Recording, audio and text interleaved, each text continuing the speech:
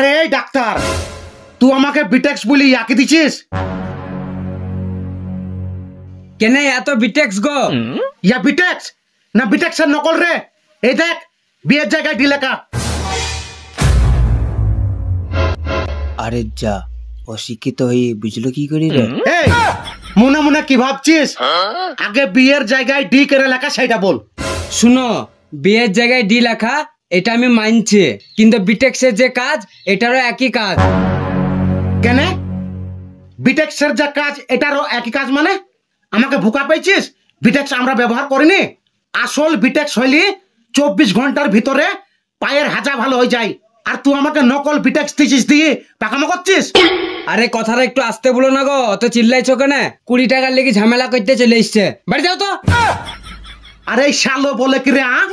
বেরাই শালো, বেরাই বল শালো। মানুষকে আর কোনোদিন নকল ওষুধ দিবি? আবার কি বললি? আমি তোর কাছে 20 টাকা লেগে ঝামেলা করতে এসছি?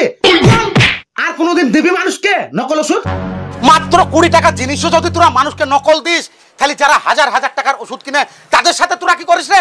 শালোরা মানুষের জীবন নিয়ে চিনিমিনি খেলা। এই তোরা জানিস মানুষ ঘটি বাটি বিক্রি করে ওষুধ কিনে, আর সেই ওষুধ খেয়ে একটু সুস্থ থাকবে বলি, আর তাদের জীবন নিয়ে তোরা চিনিমিনি খেলিস?